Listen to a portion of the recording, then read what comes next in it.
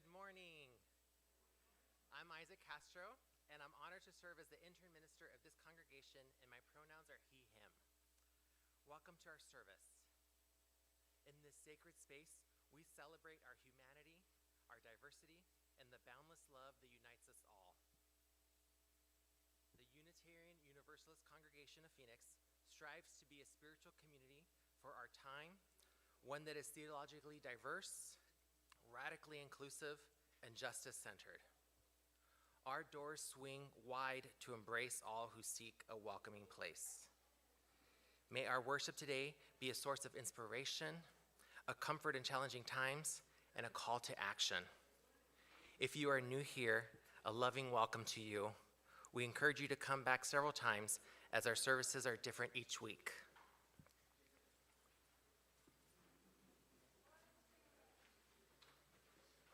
Benji Messer, music director here. I use he, him pronouns. Today's service is about the winter solstice, but we live in Phoenix, where winter is a beautiful time of year. So to start, for our opening hymn, let's sing Phoenix Wonderland, which is Winter Wonderland with new words about Phoenix by someone I wrote author unknown. The author is actually known to Joan, the fellow who plays in her ukulele group. I just don't know his name, and neither does Joan. So we'll find out. But please stand and let's sing together. Here we go. Palm trees wave, are you listening? In the pool, the water's glistening. A beautiful sight, we're happy tonight, living in a Phoenix land. In the blizzard, here to stay is the lizard. A warm sunny day, we like it that way, living in a Phoenix wonderland. In the desert,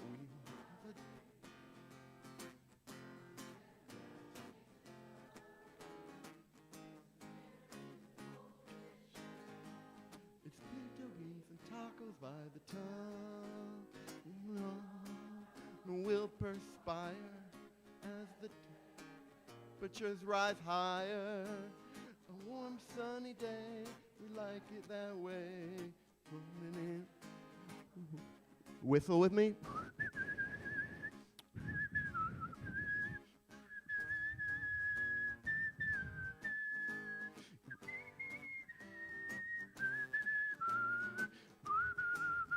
Let's go to the bridge again. In desert, we don't shovel snowman. There's no ice to make us slip and slide.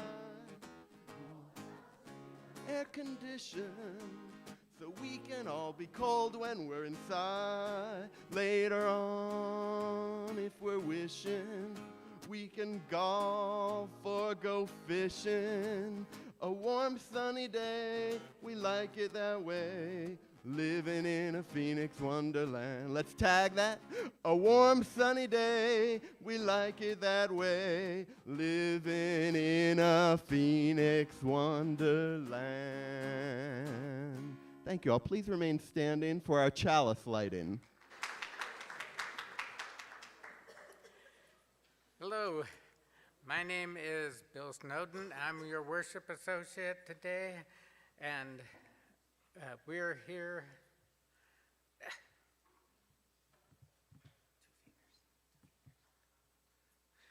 Join us as we recite our covenant, and Joan Gale lights our chalice. If you're watching remotely and have a chalice with you, please light it with us. Love is the doctrine of this congregation. The quest for truth is our sacrament, and service is our prayer. Dwell together in peace, to seek knowledge and freedom, to share strength and fellowship, thus do we covenant. While you're still standing, please wave to the folks on Zoom. And also take a moment to smile at your neighbors and welcome them.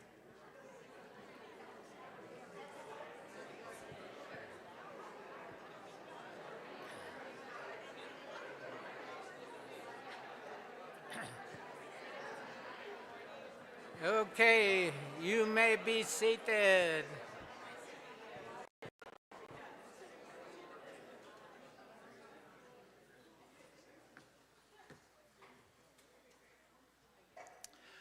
I have a few announcements.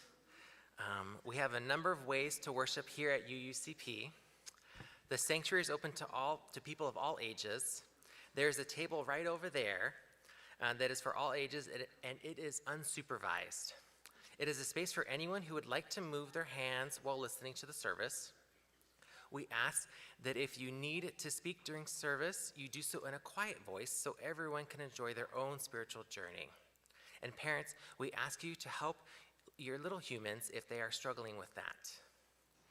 The door there in the corner over there leads to our comfort corner, which is a sensory-friendly space. If sitting in service is not comfortable, feel free to move to the comfort corner. All ages are welcome in the comfort corner, and the sound from the service is piped into the room. This space is also unsupervised. We ask that you be considerate of others who are there for their own needs and do not use this space as a pass-through to other rooms. We're navigating this space together to see what it becomes for all of us. For some, it may be a place where kids can speak beyond a whisper. For others, it may be a place that they need to retreat from the buzz of the sanctuary. There are lots of places where folks can go to experience worship. In the sanctuary, in the comfort corner, in the Johnson room, on Zoom, on YouTube. Part of our autonomy is that we choose where is most appropriate for us. We should not be asking or telling anyone where they should go. Telling someone they need to leave where they are is not fitting our mission of radically welcoming. This Wednesday is Christmas Eve, and with it comes our special Christmas Eve worship service.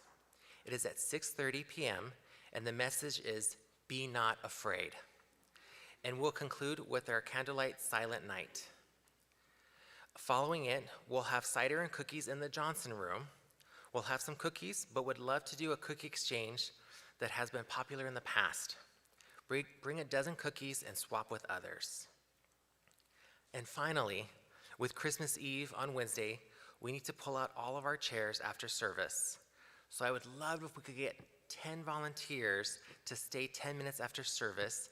And this is a little ableist, but I am going to ask if people can raise their hands to let me know that they're going to stay, or else it's just going to be me, and I don't want that. So if people can help me. So 1, 2, 3, 4, 5, 6, 7. Okay, perfect. Thank you so much. And now let's draw deeper into the present moment and into our worship. It's my favorite thing.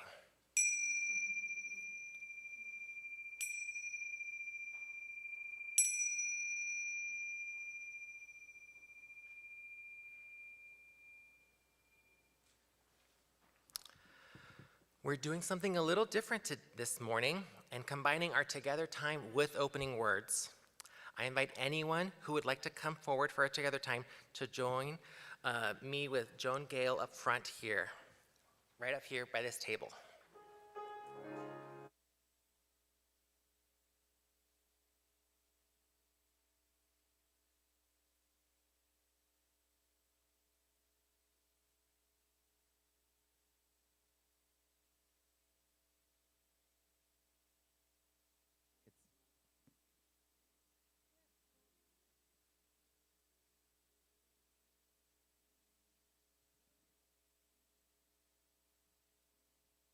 You are welcome.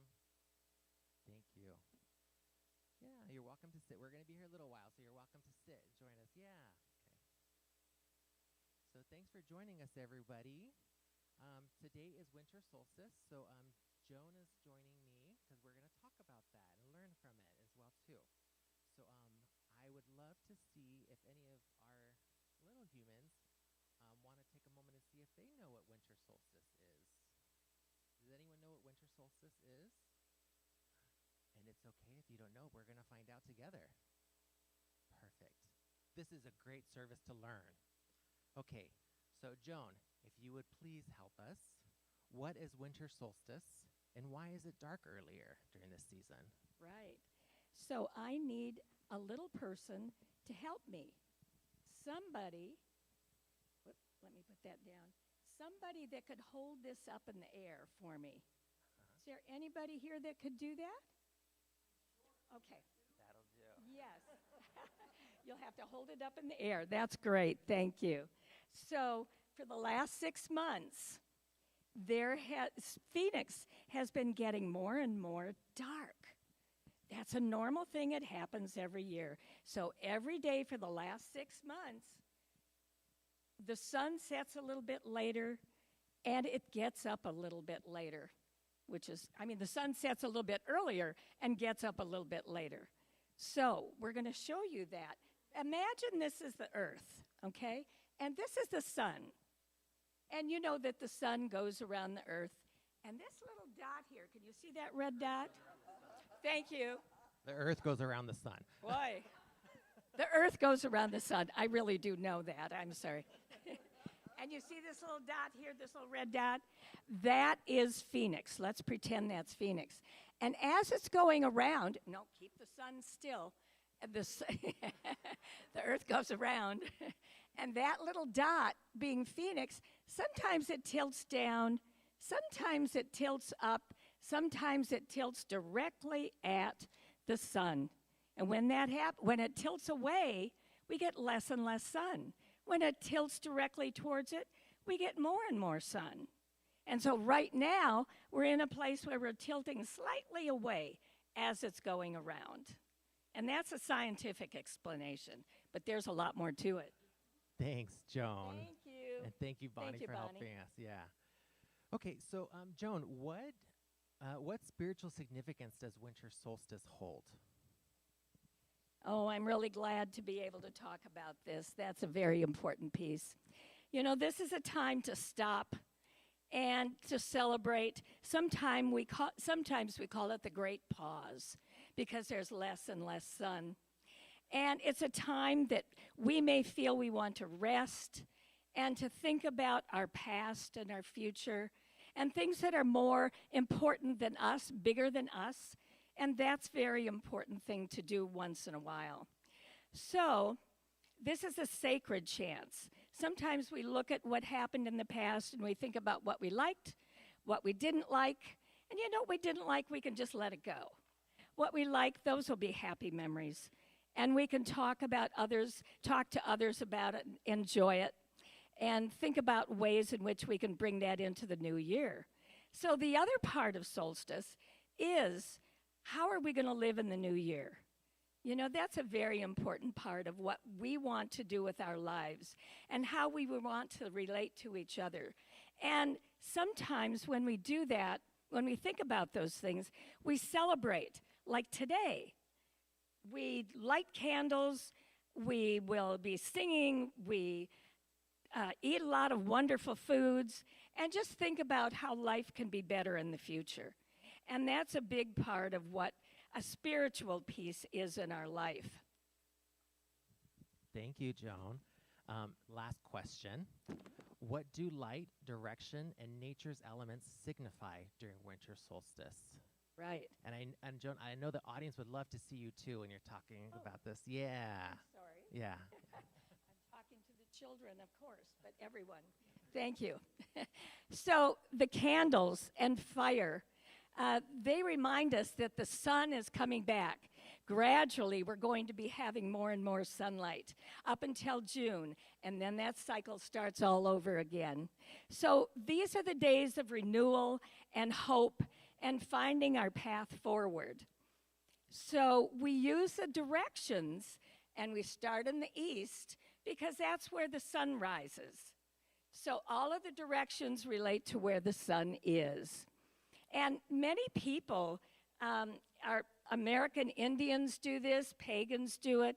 I learned recently that people in the Persian countries have done this for centuries, where they call directions. So each direction relates to something in our environment. The east, and it is on this side in terms of where the church is about air that we breathe. It's about the sunrise and the new beginnings. And the south is about fire and light, lots of action and joy and living your life. And the West is about water and calming down and the sunset, being grateful, and the harvest. And the North is about earth and the rest that we're more and more rest that we're doing and gaining wisdom. And then there is the direction of above. And, you know, that's the universe, the stars, the sun, the moon, all those things that are bigger than us and what's going on earth. And below, and that's our roots of our family and how foods grow, the beautiful ground that we walk on. It's our nourishing part. And the self, that is another direction. What is inside us? And that is how we connect all of these parts, and it's how you know that you are important. Thank you so much, Joan. So what we're going to do, since we learned all that, for our opening words, we're going to call on the directions and cast our circle for today's Winter Solstice service. So Joan is going to help me with this, and anyone who's up here would like to join us, we're going to stand in the direction that we're calling in, and then you're welcome to be with us. Joan's going to start us off, and I'm going to light the candles as we're going. Okay. And so we're all going to face east, which is this direction. And if you'd like to hold your hands up, that would be great. Ready? By the air that is your breath, bring forth your power and fill us with the light of each longer day. Be here now. Welcome, Spirit of the East. We can turn to the south. Spirit of the South, by the fire that feeds your energy, bring forth your passion, your call for transformation, and your gifts of love and trust. Be here now. Welcome, Spirit of the South. And turn to the west. By the flow of your waters, bring forth your power and instill in us reflection to cleanse and heal.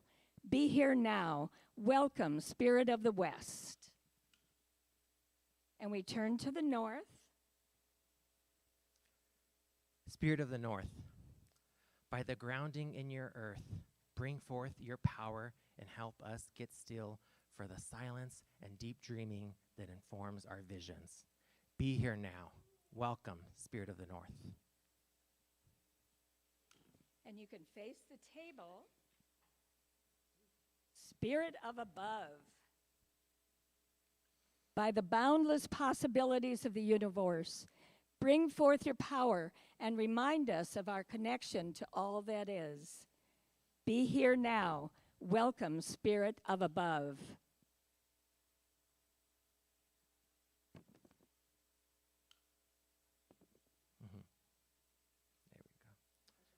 Spirit of below, by your source of strength and life, bring forth your power and teach us to nurture our earth and ourselves. Be here now. Welcome, Spirit of the below.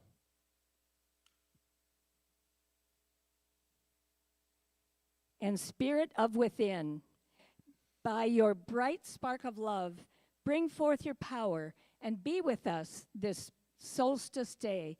Be here now. Welcome, Spirit of within.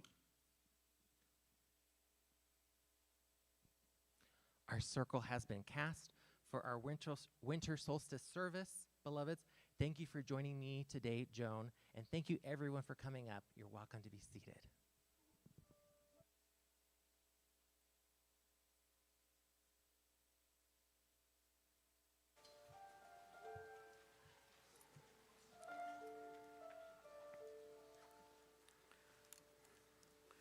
Each week we split our offering with this congregation and an organization that shares our values.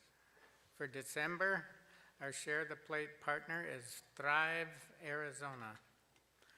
The mission of Thrive Arizona is to change the lives of countless Arizona families for the better. Thrive Arizona has played an integral role in foster care, prevention, biological family reunification, and services for youth transitioning out of foster care by connecting deserving families with youth and critical resources and support that would otherwise be out of reach. For all that you give, we are so grateful. Ushers, thank you for your willing hands in helping us pass the plate.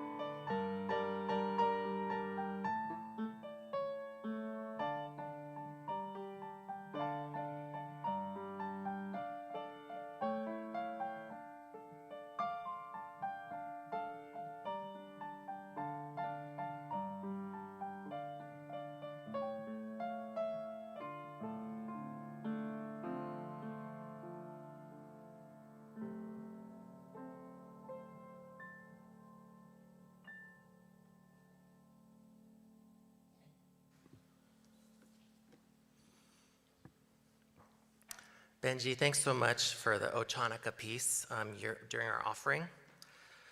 I'm glad we get a bit of Hanukkah woven into today's service, and I'm deeply heartbroken after the recent hate-based attack against the Jewish community celebrating Hanukkah in Australia last week. Please join me in a brief moment of silence before I move us into our joys and sorrows.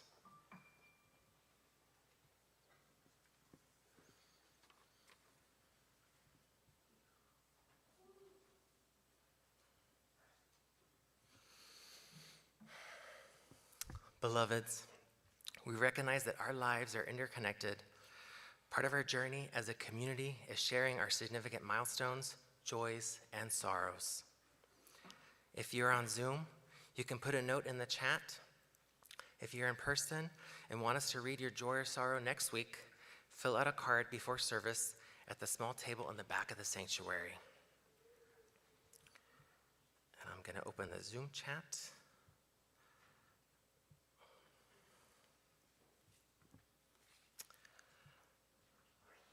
I have a joy for the Pineda family. Happy birthday to Jessica. Words can't state all you mean and do for us. We love you, from your children and husband. Happy birthday, Jessica.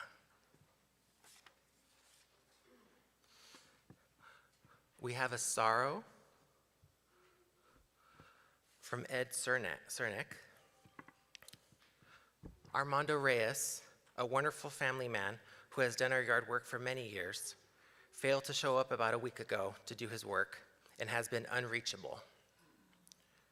What we have been able to find out through a third party is, 1, he is in ICE custody.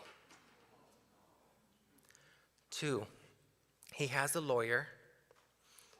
And 3, he has been able to communicate with his family. We are trying to determine what sort of support system his family has to help them through this time. Sending a lot of love that way right now.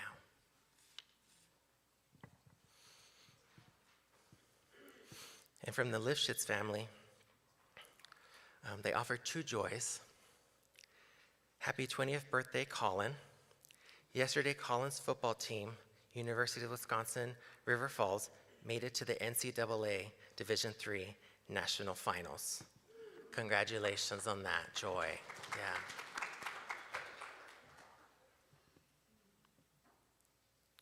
I'm not seeing anything else in the chat. May our joys and sorrows, those named and those held in the silent sanctuaries of our hearts, help us draw closer and care for each other.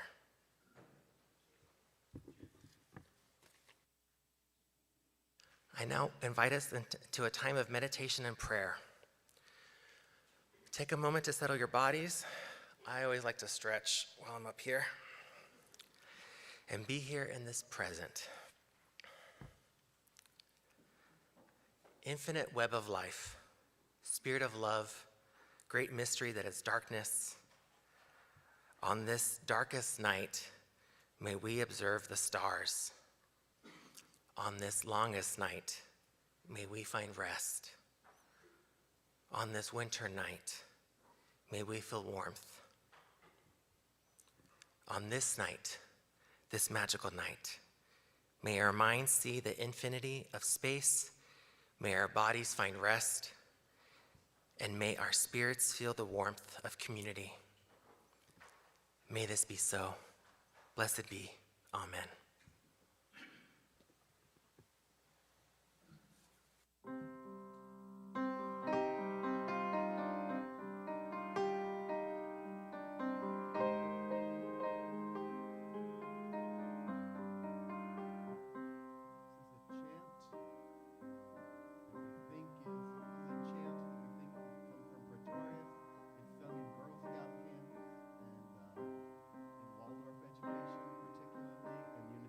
Churches. It's called Rise Up, O Flame. Try just humming the melody with me.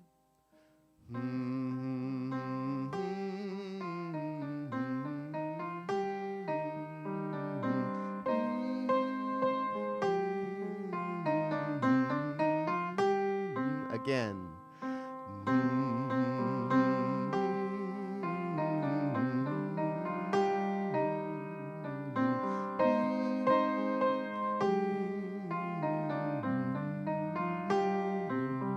There was a long time when we were back in person, post-pandemic lockdown, where we were all masked and we just hummed everything. It was wild. It was very serene. But let's try with the lyrics now. Here they are.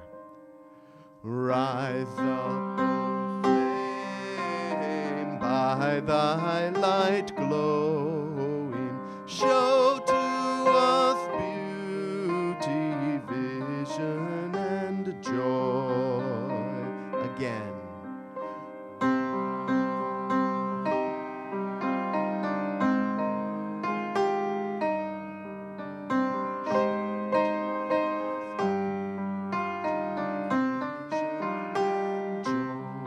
One more time.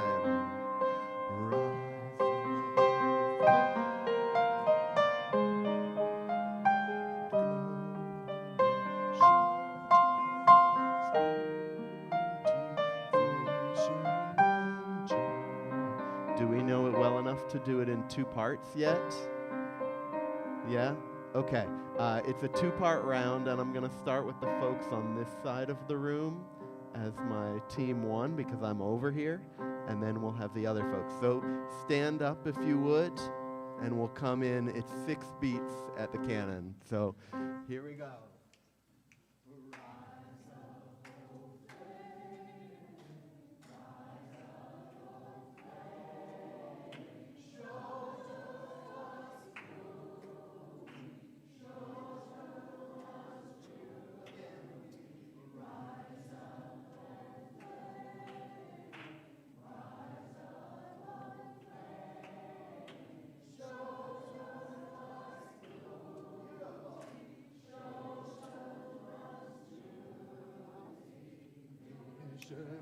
Together once more, everyone.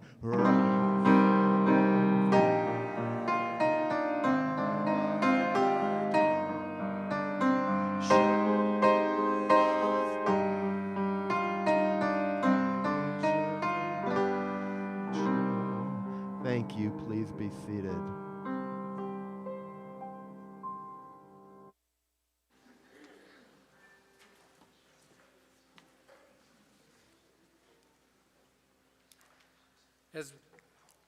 As we see around us, December is a time for festive decorations, songs, thinking about the past year, the family gatherings, gift giving, singing familiar songs. Having been raised in a Christian tradition, my family didn't talk much about solstice being celebrated as a holiday, although I did know the shortest day of the year and why it occurred. When I learned about pagan ceremonies from my internet searches and what I've heard over the years at UUCP, solstice celebrations are very similar to our holiday festivities. In fact, many of our Christmas traditions come from pagan ceremonies. To celebrate Yule, the Norse decorated a fir tree with homemade ornaments out of salt dough, yarn, fabric, and natural materials. And people burned fires and hung charms of greenery to protect their homes. The children left gifts for the god of Odin's horse. Sound familiar to leaving cookies for Santa? The Romans decorated their homes with greenery and celebrated their god Saturn with feasts, gift-giving, and social equality, at least temporarily. The Greeks celebrated the god Dionysus, the god of wine, fertility, and rebirth, with processions, wine drinking, songs, cakes, and breads made of the land's harvest. In fact, cultures all over the world continue to celebrate solstice. And what better time to enjoy family and friends with special foods in a gaily decorated environment, and then to contemplate the past year and plan for the coming year.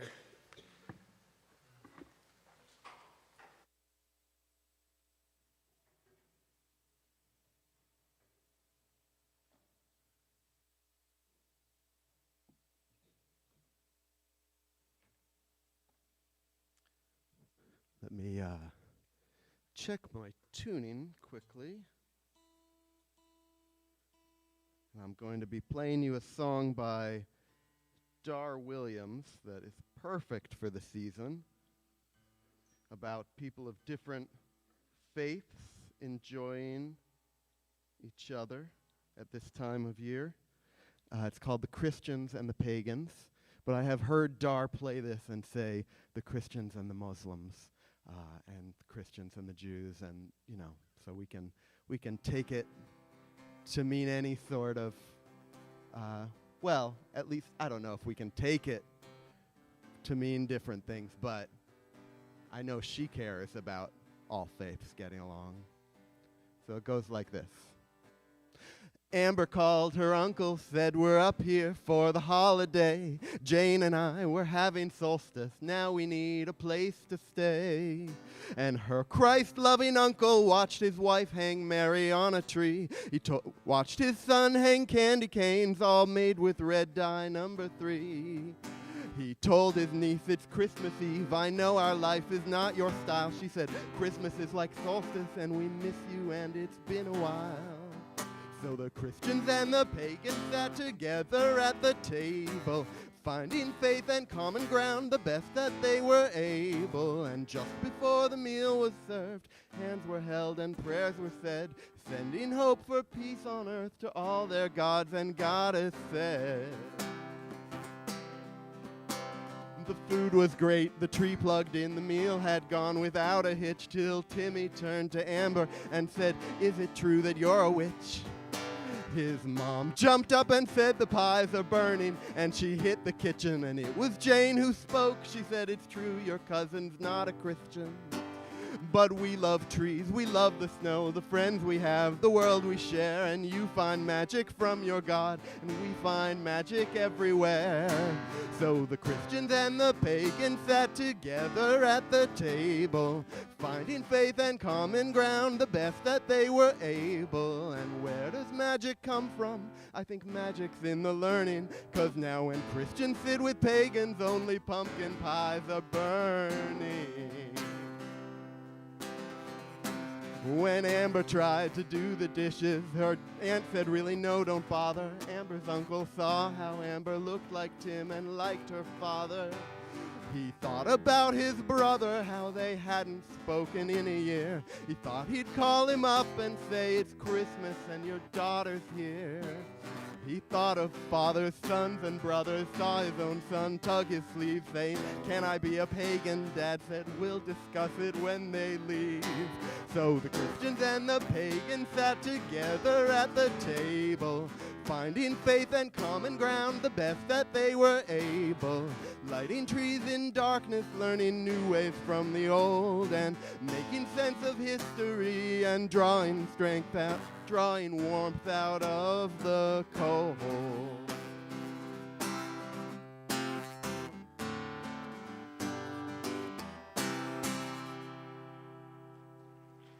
Thank you.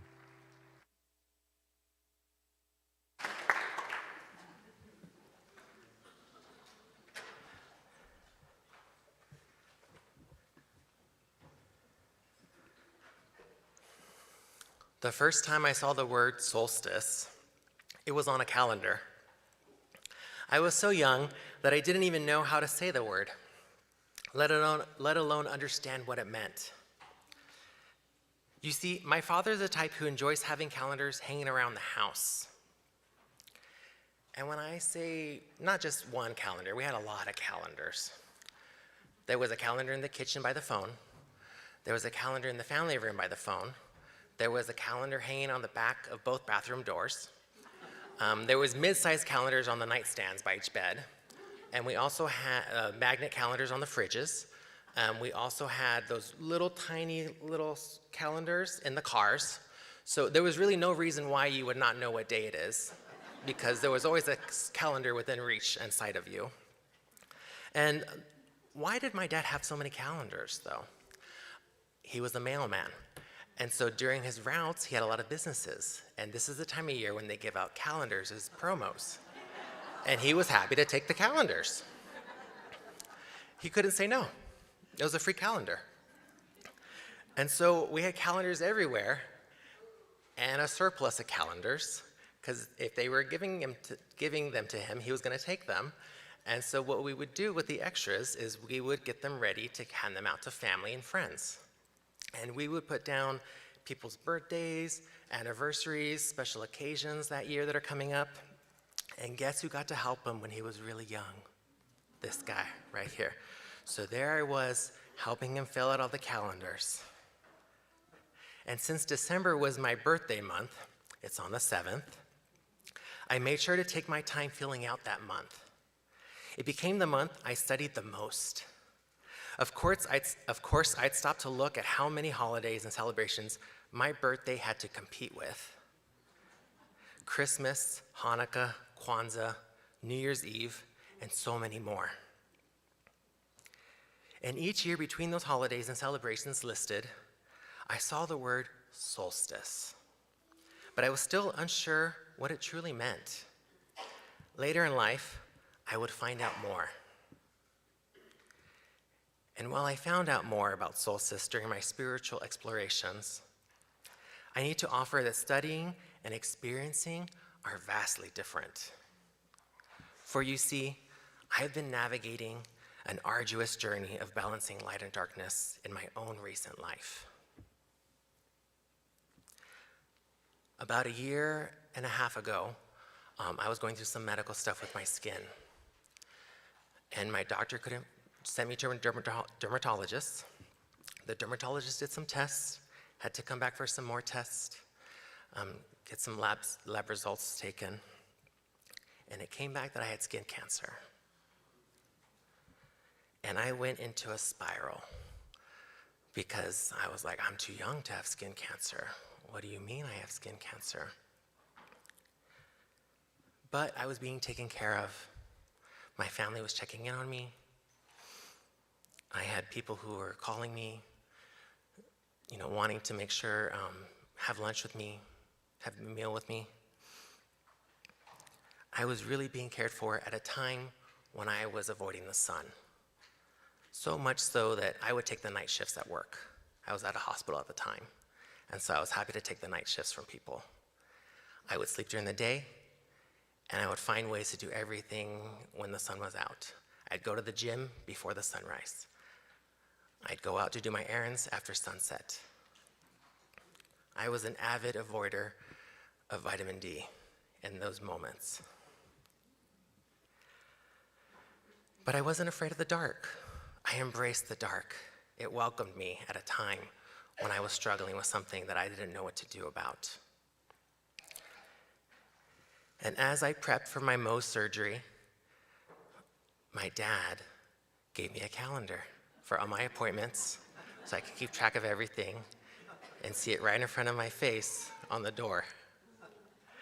And as I was filling out the calendar, I would notice when the full moon cycle was coming. And I thought, oh, how beautiful to embrace the moonlight right now when I'm avoiding every other light. And so what I would do is for those nights of the full moon, I called it bathing in moonlight. Kind of like, in my swimsuit wear. And I would go out and lay in the moonlight. And I would just lay there and let the magic of the earth-centered spiritual practice come to me, because it was a light that I was embracing so much of in those moments. And during those months when I was spiraling, and I took the time to process what was happening, I realized I couldn't stay in the darkness. I didn't want to stay in the darkness forever. I had a lot of life to live. I had a lot of love to give. And I had a lot of my own inner light I needed to show the world. So, you've probably seen me if you've ever seen me outside. I usually always have an umbrella with me. It's one of my little, I'm not going to pop it all the way, but I'll pop it a little bit. It's one of my sun umbrellas. It's a special umbrella that protects me from UV rays. I brought the green one today because you got to go with solstice colors and holiday colors. But I have a bunch of colors. You've probably seen my yellow one. I have a terracotta one as well. I figured if I'm going to use an umbrella, it's going to match my outfits. And I'm not very much a hat person because it messes up my hair, so umbrellas was what I went with. This was a recent time in my life when I had studied, when what I had studied paled in comparison to the lived experience. Through this, I was able to embrace the spiritual meaning of the solstice so deeply. And what do I mean by spiritual meaning? These are the 4 lessons that I learned that I want to share with you. Number 1, valuing darkness. Valuing darkness invites us to reconsider what we so often fear or resist. Darkness is not merely the absence of light, nor a symbol of evil or failure, but a sacred and necessary space.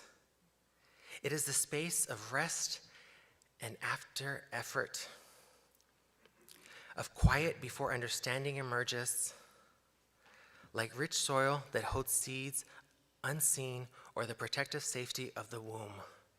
Darkness nurtures what is still becoming. In honoring darkness, we learn patience, trust, and reverence for processes that unfold beyond our immediate vision. Number 2, interdependence. Interdependence reminds us that light and dark are not opposing forces locked in struggle, but partners in a dynamic relationship. Each defines and gives meaning to the other. Without darkness, light would lose its brilliance. Without light, darkness would lack direction and contrast. Together, they shape the fullness of our lived experience, growth and grief, clarity and mystery, beginnings and endings.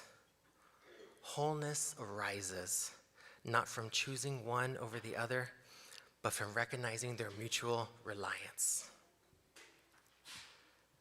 Number 3, balance. Balance calls us to attend to the rhythms of life rather than striving for constant brightness or unbroken progress. There are seasons for action and seasons for rest, times of joy and times of sorrow, moments of hope and moments of despair. Honoring balance means allowing ourselves to inhabit these realities without judgment, trusting that each has something to teach us. Harmony emerges not from avoiding difficulty, but from holding opposing experiences together with compassion and care. And 4th, inner light and action. Inner light and action turn these reflections outward into the world. Each person carries within them a unique spark of conscience, creativity, love, and courage. When we honor that inner light, we are called to let it shine through acts of justice, kindness, and solidarity. Even in the deepest darkness, a single spark can orient us, offer warmth, and invite others to tend their own light. In this way, personal illumination becomes collective hope, and quiet faith becomes transformative action. Together, these truths invite us to live more gently and more bravely, to trust the darkness, honor the light, and journey the path between them with intention and love. I've shared some of the darkness I have carried, so now I invite you to reflect internally. What darkness are you holding in this moment? Take a moment. What darkness are you holding?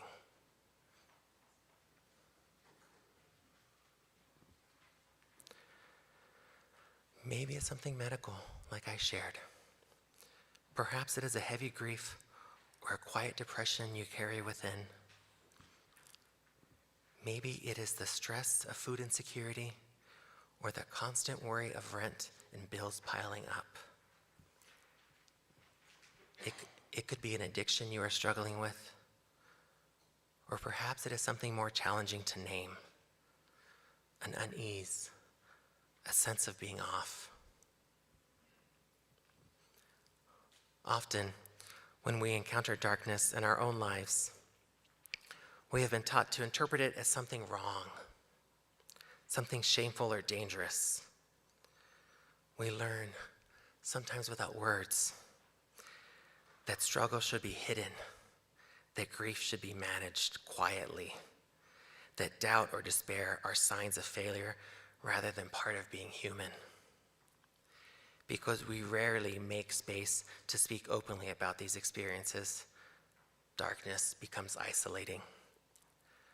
What is unspoken begins to feel unspeakable.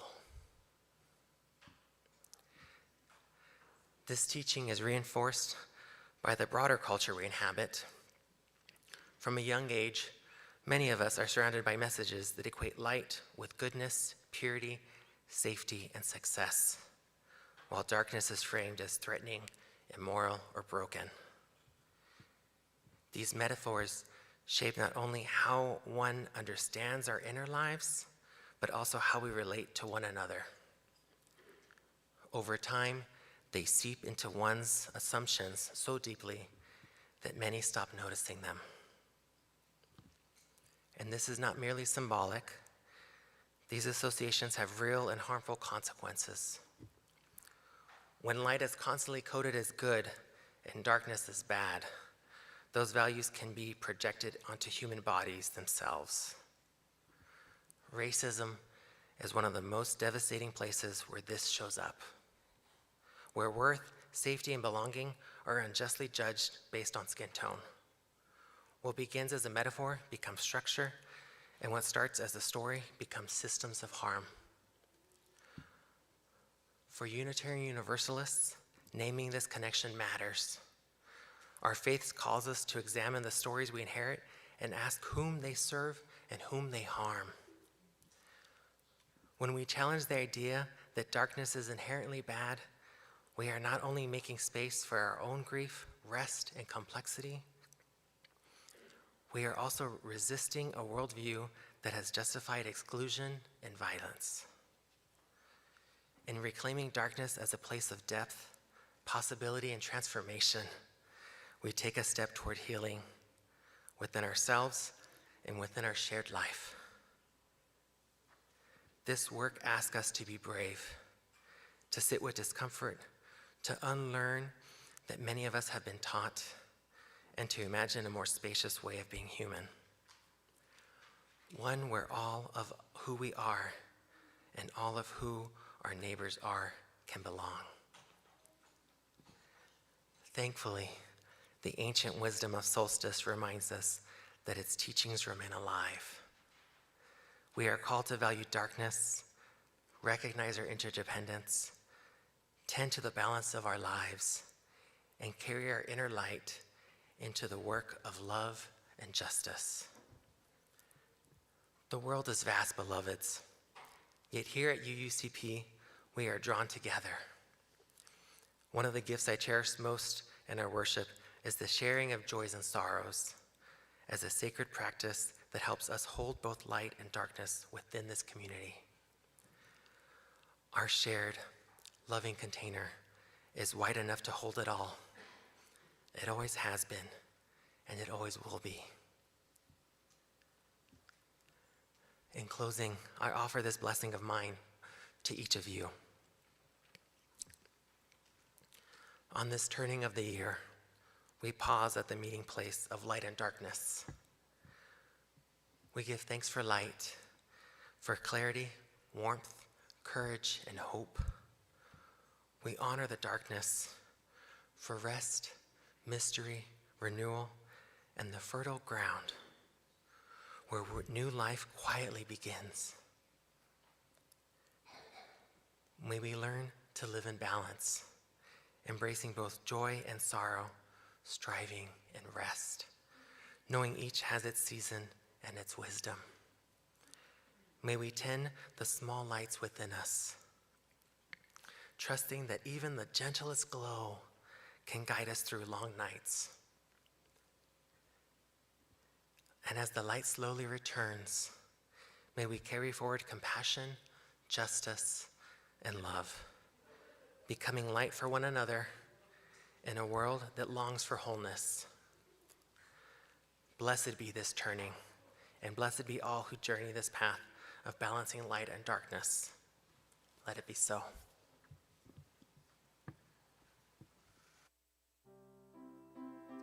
Thank you, Isaac.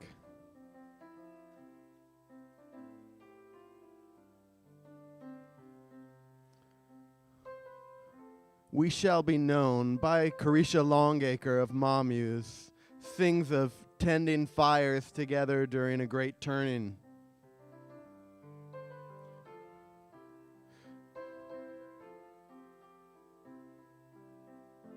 So please rise in body or spirit and let's sing it together.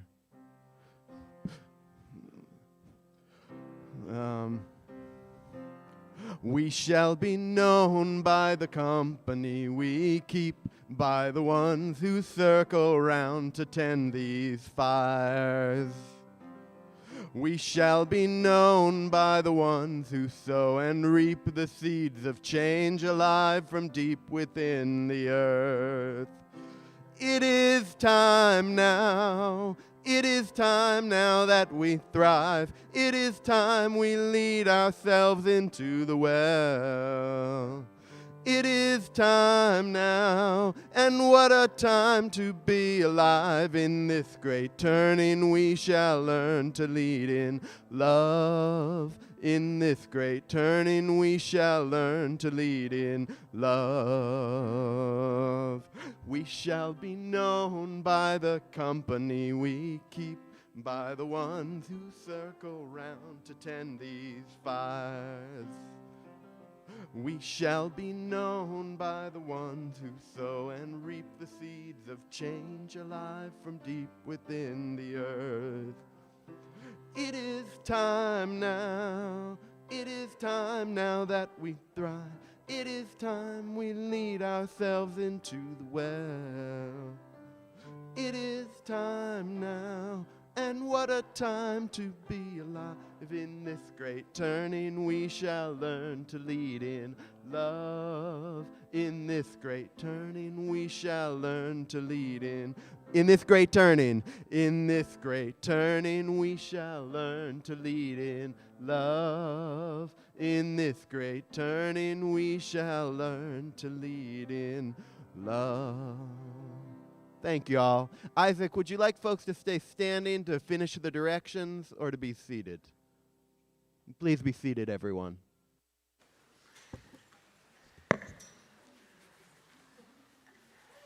After the service ends and noon activities included in our Children's Ministries program will be listed on the screen. And once our 10 volunteers have rearranged the chairs after the service for our Christmas Eve orchestra, will be in rehearsal in the sanctuary. So please join us for coffee hour on the patio with food and refreshments. Just across the way is the room. Isaac and Joan, please close our service.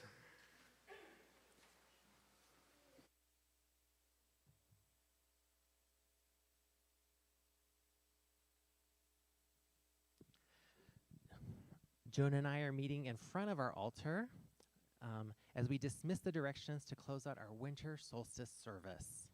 And Joan's going to begin. And please rise. Yeah, as you're willing and able. As you're willing. Thank you. Spirit of within, we thank you for your presence. Stay if you will, go if you must. Hail and farewell. Spirit of below, we thank you for your presence. Stay if you will, go if you must. Hail and farewell. And Spirit of above, we thank you for your presence. Stay if you will, go if you must. Hail and farewell. Spirit of the north, we thank you for your presence. Stay if you will, go if you must. Hail and farewell. Spirit of the south. Thank you. Oh, Spirit of the west. I'm sorry. I was jumping ahead. Spirit of the west. Thank you for your presence. Go if you must. Stay if you will. Hail and farewell. And Spirit of the south, we thank you for your presence. Stay if you will. Go if you must. Hail and farewell. And Spirit of the east, we thank you for your presence. Stay if you will, go if you must. Hail and farewell. The circle is open, but not broken. Our service has ended. Beloveds, go in peace, go in love. Happy solstice.